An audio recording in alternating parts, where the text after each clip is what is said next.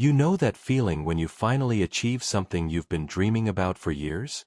That's exactly how I felt 3 months ago when I signed the papers for my very first house. After saving every penny for 5 years, working double shifts, and sacrificing countless weekends, I finally did it. I bought a beautiful 3-bedroom home in a quiet neighborhood, complete with a white picket fence and a garden that reminded me of my childhood dreams. But here's the thing, I didn't tell anyone in my family yet. Not even my wife knew. I wanted it to be the perfect surprise for our 5th wedding anniversary, which was just 2 weeks away. I had planned everything down to the smallest detail. I would blindfold her, drive her to our new home, and reveal our future together. It was going to be magical. The only documents I had were safely stored in a manila envelope in my bedroom at my mother-in-law's house, where my wife and I had been living for the past 2 years while we saved money. Margaret, my mother-in-law, had always been challenging. She never thought I was good enough for her daughter Sarah, and she made sure to remind me of that fact almost daily. But I tolerated it because I loved Sarah, and I knew this living situation was temporary. Little did I know that Margaret had been going through my personal belongings while I was at work. She had found bank statements, noticed my frequent absences on weekends when I was actually house hunting, and had started putting pieces together. The woman who claimed to respect privacy had been violating mine for months, building up a case against me in her twisted mind. That Tuesday morning started like any other. I kissed Sarah goodbye as she left for her teaching job, grabbed my coffee, and headed to my construction site. I remember feeling particularly happy that day because I had just received the final inspection report. Everything was perfect with the house. In just 12 days, I would surprise the love of my life with the keys to our future home. If only I had known what Margaret was planning.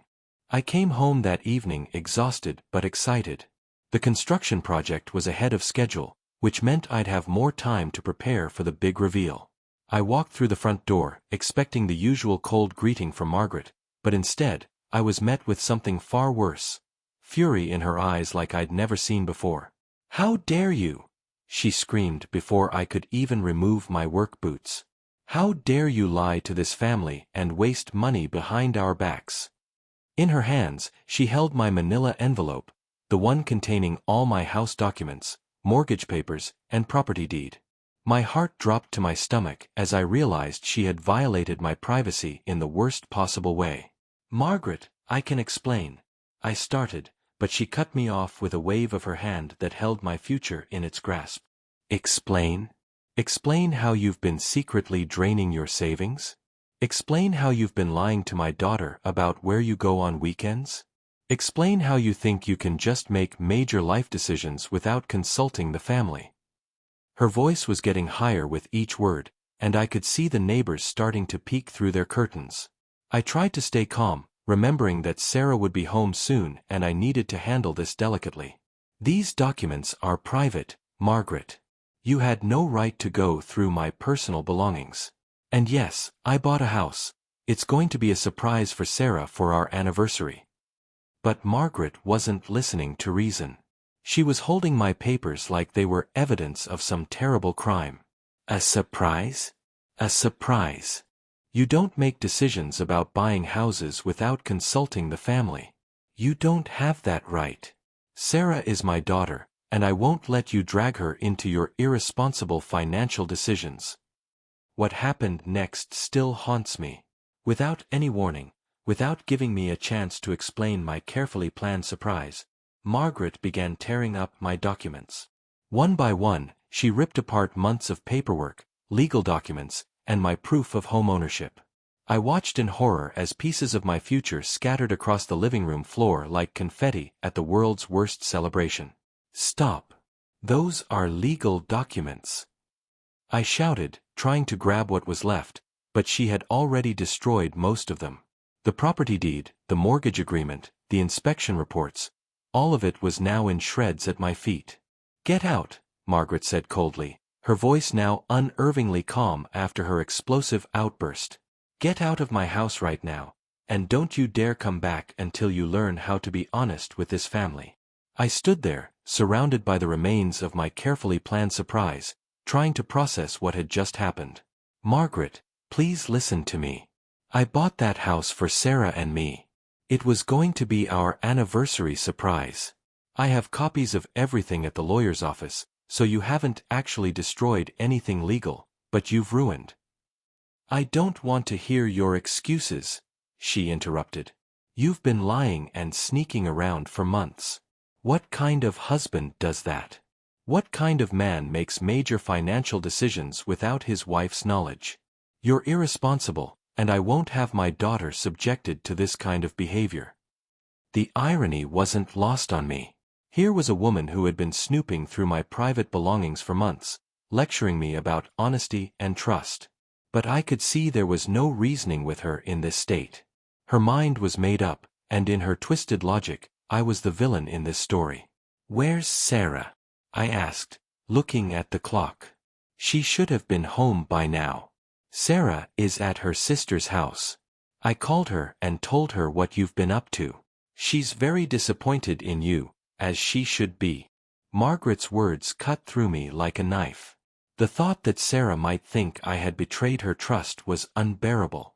I pulled out my phone to call Sarah, but Margaret snatched it from my hands. No. You don't get to manipulate her with your smooth talking. You pack your things and leave. Now, if you truly love my daughter, you'll respect her need for space to think about what kind of future she wants.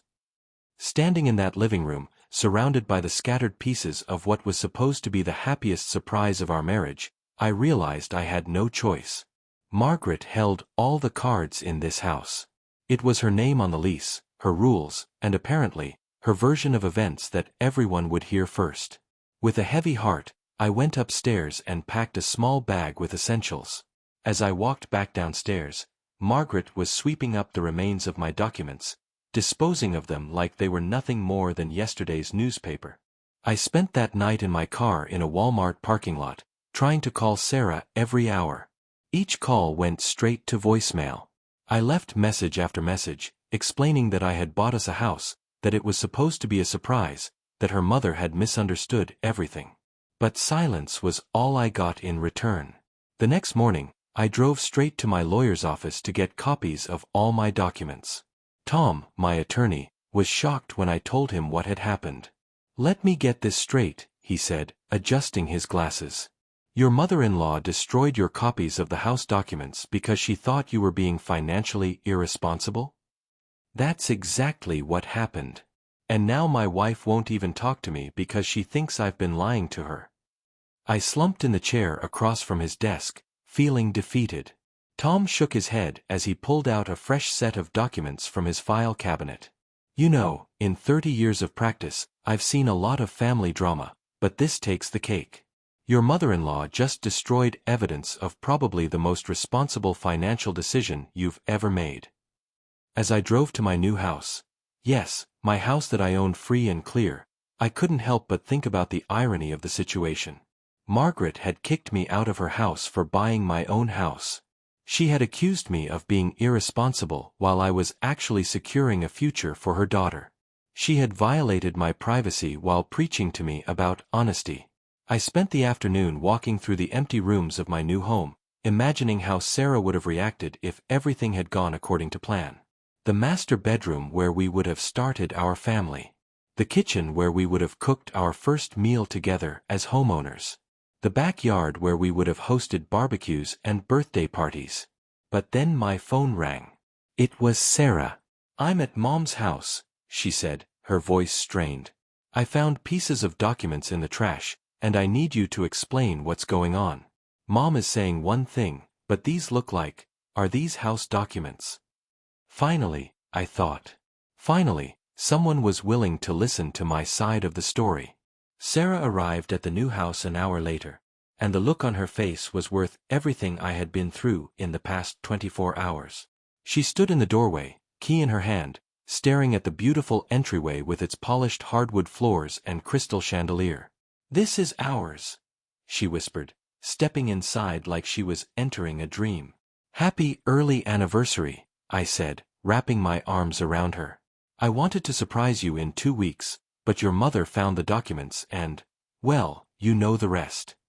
Sarah walked through each room slowly, running her hands along the walls, opening closets, testing light switches. In the master bedroom, she finally broke down crying. "I can't believe Mom did this to you. When she called me yesterday, she made it sound like you had been gambling away our savings or something equally terrible." We spent the evening planning where our furniture would go, choosing paint colors for the nursery we hoped to fill someday, and talking about the future we would build in this house. It felt like the surprise had worked out even better than I had originally planned. But the next morning brought a phone call that changed everything. "Sarah, honey, you need to come home right away." Margaret's voice was panicked on the other end of the line. "Something terrible has happened. The bank called. They're saying our house is in foreclosure. They're saying I haven't been making payments for months, but that's impossible. I've been putting the money in the special account like always." Sarah looked at me with confusion in her eyes. "What special account?" I asked. The truth that came out over the next few hours was more shocking than either of us could have imagined. Margaret had been telling her ex-husband, Sarah's father, that she needed money for house payments every month. He had been faithfully sending her $1,200 monthly for the past 2 years, believing he was helping keep his daughter housed. But Margaret had been depositing those checks into a secret savings account, planning to surprise Sarah with a nest egg for her future. Meanwhile, she had been falling behind on the actual mortgage payments, thinking she could catch up later. The foreclosure notice had arrived the same day she found my documents. The woman who had accused me of financial irresponsibility and kicked me out for being sneaky about money had been living a lie that was about to make her homeless. The woman who preached about honesty and family communication had been deceiving both her daughter and her ex-husband for 2 years. Standing in Margaret's living room, the same room where she had torn up my documents, I watched her break down as she realized the magnitude of her deception. Sarah was devastated, not just by her mother's lies, but by the cruel irony that she had attacked the son-in-law who had just secured a safe home for her daughter.